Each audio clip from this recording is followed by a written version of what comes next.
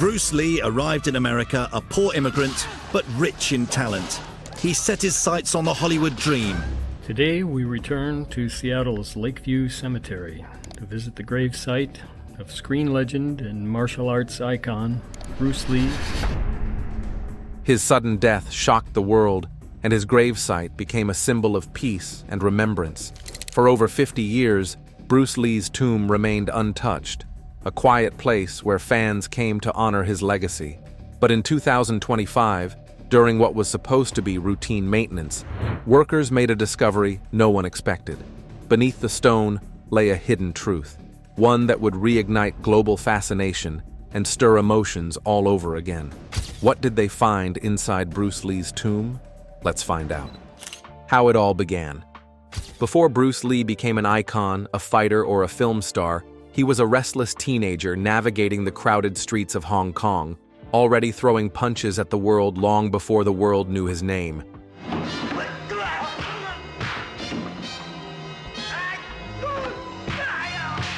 That early fire, raw and untamed, would become the foundation of a legacy that changed everything: martial arts, cinema, and the way the East and West saw each other.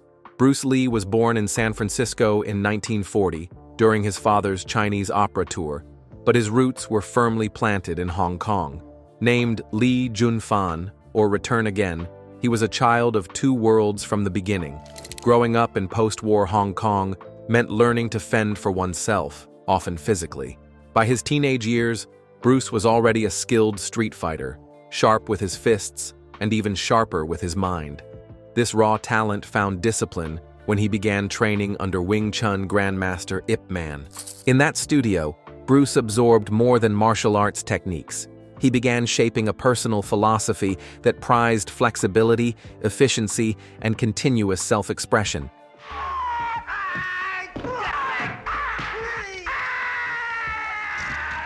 At 18, after a series of street fights and concerns over his safety, Bruce returned to the United States.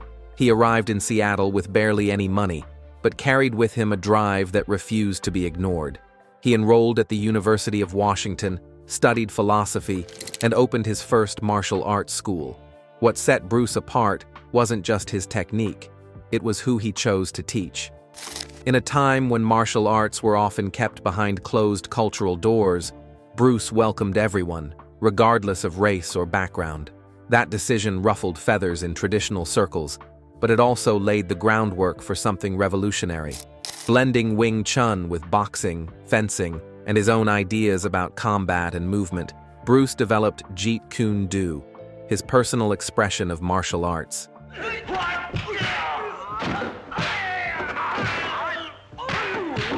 It wasn't just a fighting style, it was a rejection of rigid form. Absorb what is useful, he would later write, discard what is not. Hollywood eventually came calling. Cast as Kato in The Green Hornet, Bruce turned a supporting role into a cultural phenomenon, so much so that in some countries, the show was literally renamed The Kato Show. But Hollywood wasn't ready for a Chinese leading man. Frustrated with typecasting and racism, Bruce returned to Hong Kong, where he took control of his destiny. He wrote, directed, choreographed, and starred in a string of hits like Fist of Fury and Enter the Dragon, films that didn't just showcase his skill, they shattered cultural barriers and box office records worldwide. Tragically, Bruce Lee died in 1973 at just 32 years old, with the full height of his vision still ahead of him. But what he left behind, his teachings, his philosophy, and his films, only grew stronger with time. And in 2025, when his tomb was reopened for the first time in decades, the world would come to learn that his story was far from over. The day the world mourned. Few celebrity deaths have ever sparked as much confusion, suspicion, and sorrow as that of Bruce Lee. When news broke on July 20th, 1973, that the 32-year-old martial arts icon had died suddenly in Hong Kong, the world struggled to process it. He wasn't just a rising movie star, he was a cultural force, a symbol of strength and discipline, gone in a flash at the peak of his career. And it wasn't just the loss that stunned people, it was how little anyone understood about what had really happened. That day, Bruce had been in an apartment belonging to actress Betty Ting Pei, reportedly reviewing a script for Game of Death. At some point, he complained of a headache. Ting gave him a common painkiller. What happened next is still debated. Bruce lay down for a rest and never got up. Paramedics rushed him to Queen Elizabeth Hospital, but he was declared dead that same evening. The official cause, according to a coroner's report released in September of that year, was cerebral edema, fluid swelling in the brain, likely brought on by an adverse reaction to the painkiller. No autopsy was performed, which was standard practice in Hong Kong at the time for cases without clear signs of foul play. But for many, that explanation fell short. Almost immediately, rumors took over. Some believed the triads, Hong Kong's notorious organized crime groups, had something to do with it. Bruce had refused to play by their rules. Was that enough to get him silenced? Others suspected poisoning or a reaction to cannabis found in his system, though doctors said it wasn't enough to be lethal. An inquest later that year supported the medical report, ruling out foul play. Still, the mystery endured. How could someone in peak physical condition collapse so suddenly without warning? The grief was overwhelming.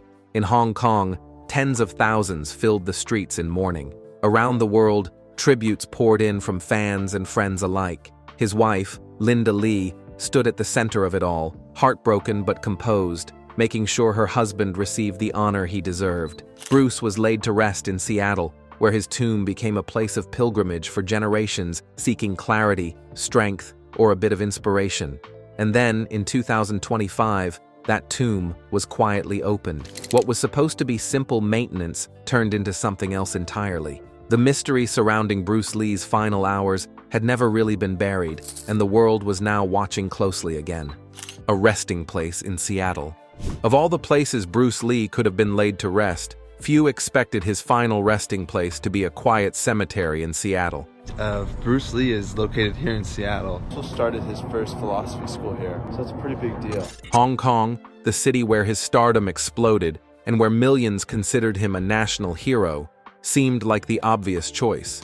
But for Linda Lee Cadwell, his widow, the decision wasn't about public expectation. It was about personal truth. Seattle wasn't just where Bruce had once lived. It was where his journey truly began.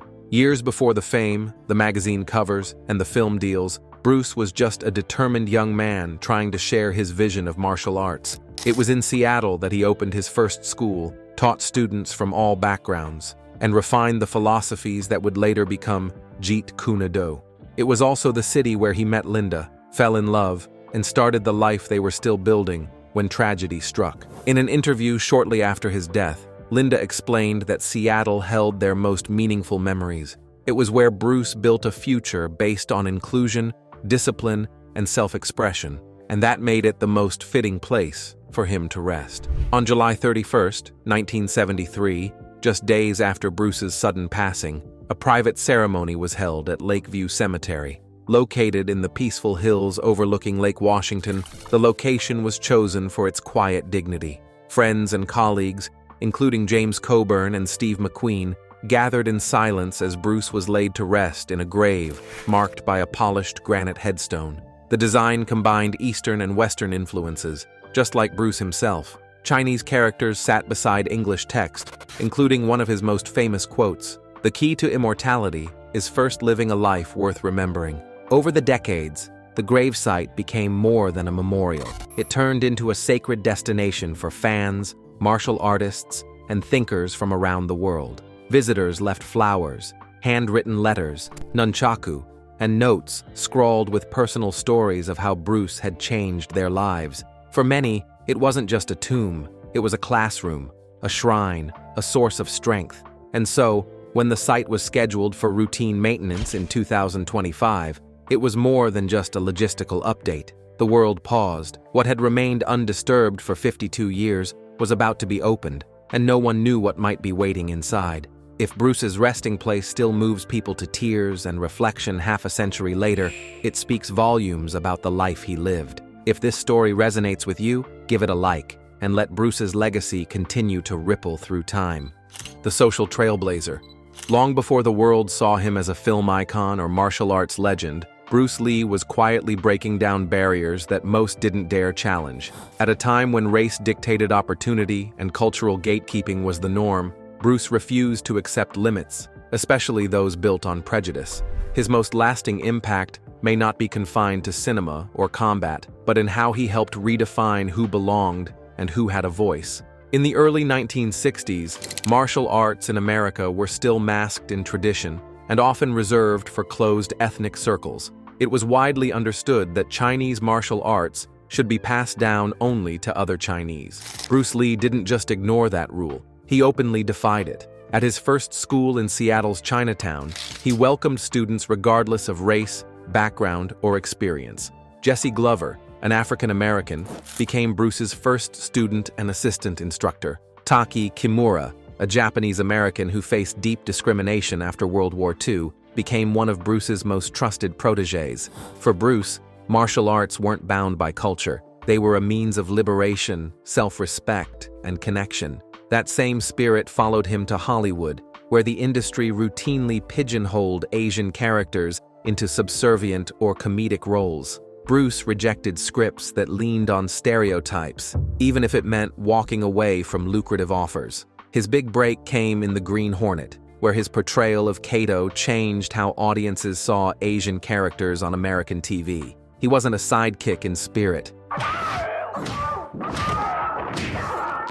He was the show's backbone. In fact, viewers in Asia renamed the series The Kato Show, a homage to his undeniable screen presence. But Bruce's influence stretched far beyond the screen. He trained and formed friendships with people from all walks of life: boxers, dancers, actors, and athletes. Among them was Kareem Abdul-Jabbar, who not only learned martial arts under Bruce's guidance, but also appeared alongside him in Game of Death. Their bond, forged at a time when America was still wrestling with the civil rights movement, reflected Bruce's deep belief in personal growth through shared discipline, not shared identity. His message was simple but radical: be like water, adaptive, inclusive, and unstoppable. A philosophy beyond the screen. More than his blistering speed or movie stardom, Bruce Lee's true legacy lies in the philosophy that challenged people to rethink not just how they fought, but how they lived. At the height of his fame, he offered something far deeper than physical technique, a way of being that valued self-discovery over imitation, flexibility over rigidity, and authenticity above all else. By the early 1970s, Bruce had grown disillusioned with the limitations of traditional martial arts. In his 1971 Black Belt magazine interview, he introduced the world to Jeet Kune Do, not just a fighting style, but a philosophy. It blended Wing Chun's close-range efficiency with boxing's mobility and the spontaneity of fencing. But more than its physical elements, Jeet Kune Do was a call to abandon strict systems. Absorb what is useful, reject what is useless, add what is specifically your own, he said. That single line became a mantra not only for martial artists, but for anyone seeking their own path in a world full of rigid expectations. This mindset carried into Bruce's approach to fitness, long before the world caught on. He didn't train to look strong, he trained to be strong, mixing weight training, cardio, flexibility, and speed drills. He created a program that looked more like today's MMA conditioning than anything available at the time. He tracked his workouts obsessively and understood anatomy on a level few athletes did. What made his routine revolutionary wasn't just its intensity, it was how it reflected his belief in constant growth and adaptability. But perhaps the clearest expression of his thinking came through one of his most quoted lines: "Be like water, my friend." To Bruce, water was the ideal form, shapeless, responsive, yet powerful. It could flow or crash. It adjusted without losing its essence. That principle applied far beyond combat. It became a life lesson on how to handle adversity, identity, and change. Bruce was a voracious reader, and his personal library held everything from Western philosophy to Chinese classics. He scribbled notes in the margins, not as a student passively absorbing knowledge, but as a thinker shaping it into something personal. His teachings encouraged others to do the same, to question, to refine, and to evolve.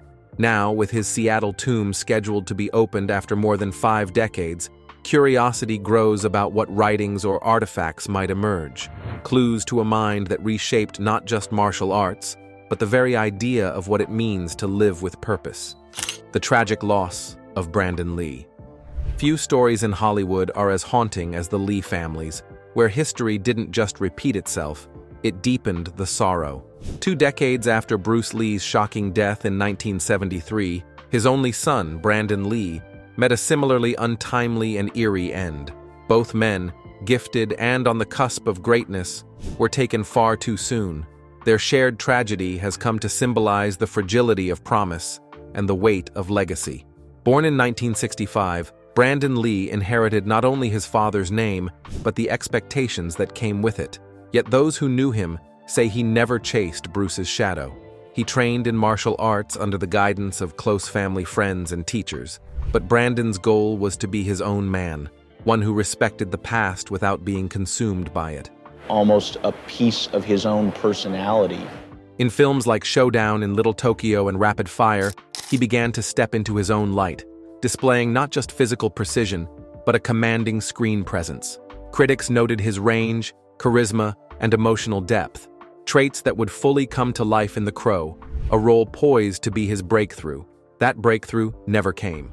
On March 31, 1993, while filming in Wilmington, North Carolina, a prop gun was accidentally loaded with a live round. During a scene where his character was supposed to be shot, the weapon fired for real, striking Brandon in the abdomen. Despite emergency surgery, he died hours later at the age of 28. The official investigation by the North Carolina Occupational Safety and Health Administration confirmed that the tragedy was due to negligence and poor oversight on set. The loss stunned the film industry and devastated fans who had watched Brandon rise with quiet determination. His funeral was held in Seattle, and in a deeply symbolic gesture, he was buried beside his father at Lakeview Cemetery. 2 lives, 2 legacies, and now 2 gravestones side by side. One representing a man who changed the world, the other a son who might have. Over the years, the shared gravesite has become a place of pilgrimage where people leave flowers, letters, and martial arts memorabilia in tribute to both father and son. For 52 years, the tomb held its silence, an enduring monument to ambition, loss, and love. This powerful story of ambition, love, and loss deserves to be heard. Share it with a friend who would appreciate the legacy left behind by Bruce and Brandon Lee. The decision to open the tomb. Few resting places in modern history have held such a powerful grip on public imagination as Bruce Lee's tomb in Seattle. For over 5 decades, it stood untouched, a monument to one of the most influential figures in martial arts and cinema, and a quiet sanctuary for fans from around the world. But in early 2025, that silence was set to be respectfully broken. The city of Seattle, prompted by long-term preservation concerns, made the unprecedented decision to unseal the tomb for maintenance. The announcement immediately sparked a wave of emotions: reverence, curiosity, and apprehension.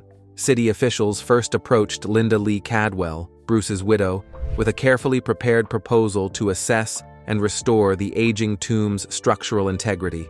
According to records released by the Seattle Department of Historic Preservation, the site had withstood 5 decades of Pacific Northwest weather, but now required attention to ensure it would last another 50 years. For Linda, the decision wasn't easy.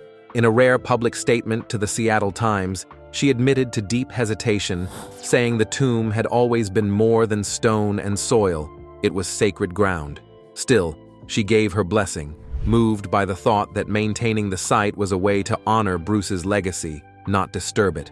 Planning the preservation involved both advanced technology and a deep sense of cultural responsibility.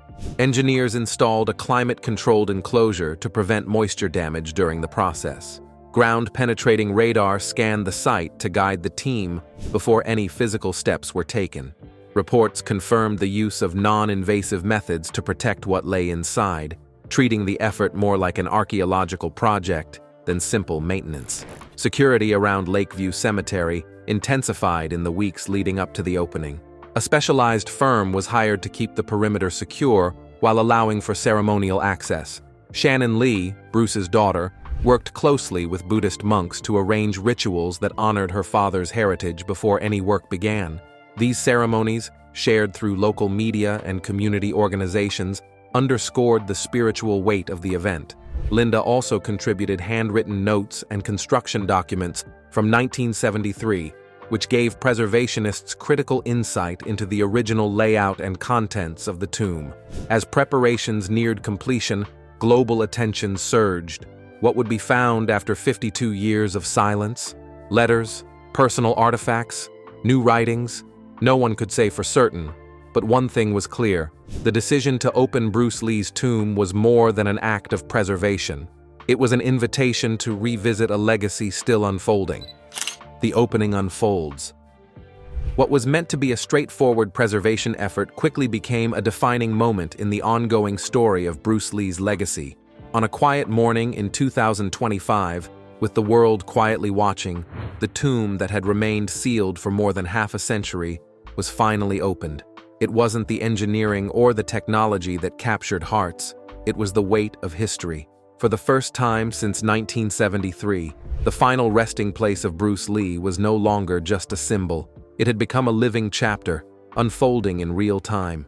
The operation began as Buddhist monks gathered at Lakeview Cemetery in Seattle, performing a traditional ceremony at sunrise. Their chants echoed softly across the site, offering spiritual grounding before a single tool was lifted. Shannon Lee, standing among them, bore the presence of both daughter and guardian, anchoring the moment with quiet dignity. These rituals, coordinated with local cultural organizations, honored Bruce's heritage and set the tone for the hours ahead. This would not be treated as excavation, but as reverent stewardship. Inside the controlled work zone, a specialized preservation team got to work. Every instrument was sterilized. Every step was mapped out in advance. The granite seal, carved with Bruce's guiding words and weathered by decades of seasons, was the first barrier. As it was gradually removed, a mix of reverence and tension settled over the team. Beneath it lay a complex series of protective layers, designed in 1973 to preserve not only Bruce's remains, but any objects placed alongside him. Their durability spoke volumes about the foresight of that original design. The preservation crew advanced with deliberate precision, using low-heat lighting systems and real-time environmental monitoring to avoid even the slightest damage. Each layer told its own story: seals that hadn't been touched in 52 years, materials that had withstood the silent test of time. Watching nearby, Linda Lee Cadwell provided insights that only she could.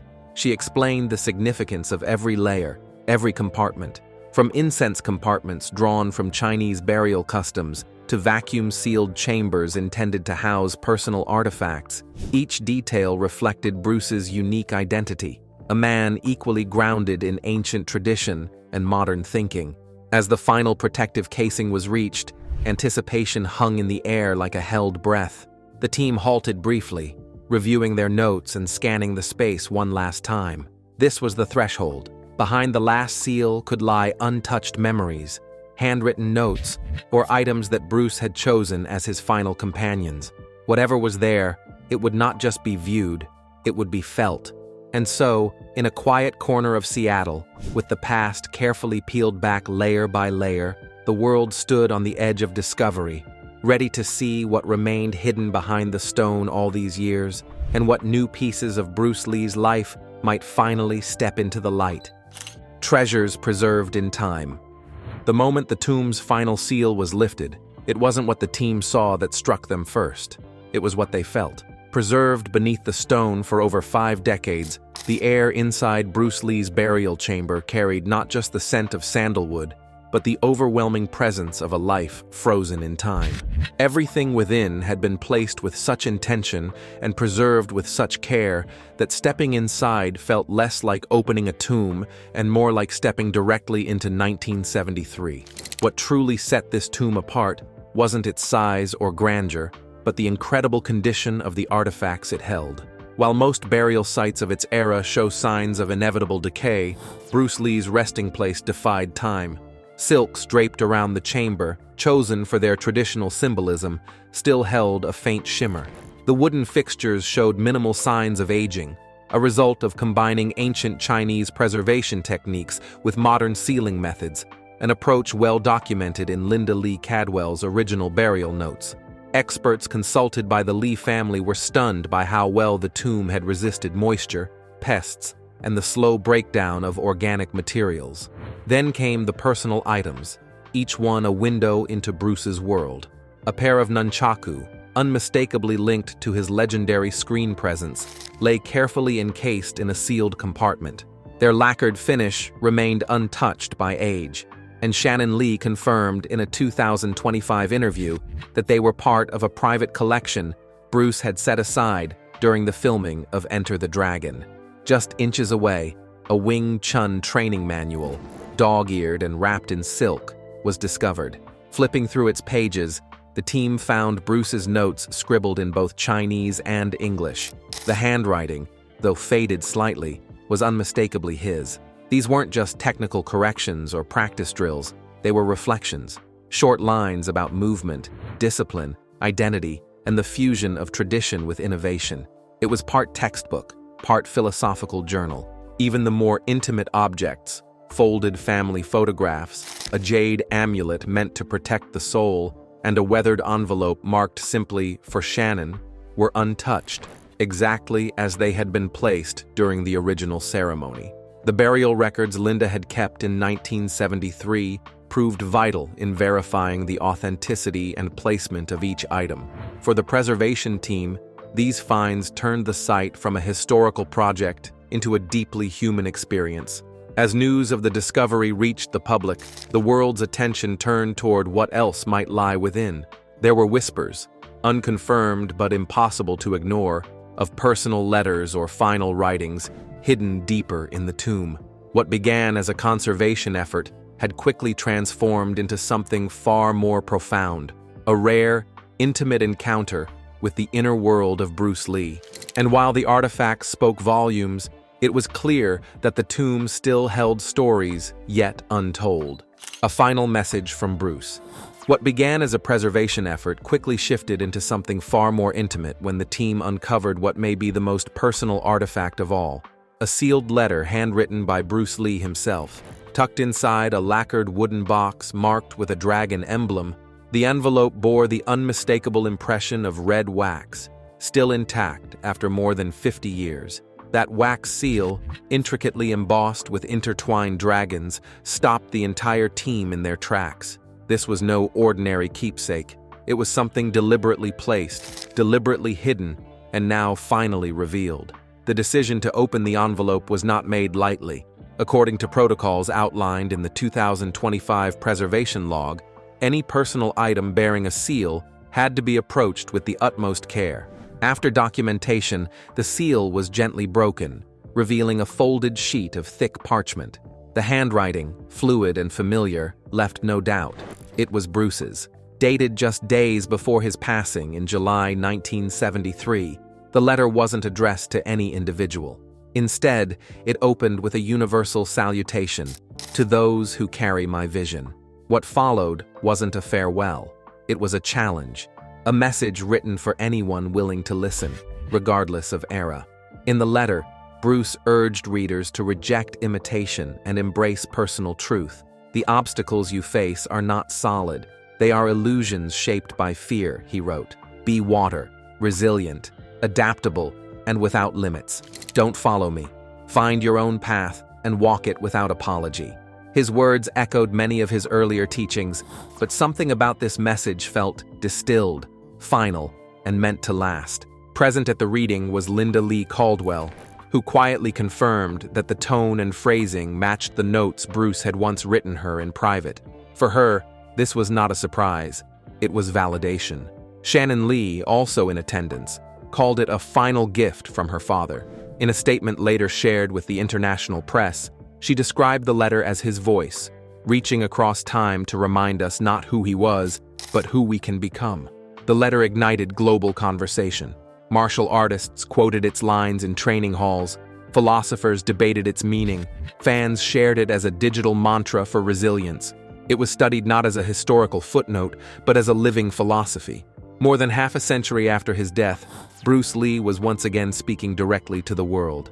As the preservation team completed their work and sealed the tomb, they left behind not just a site of memory, but a message for the future.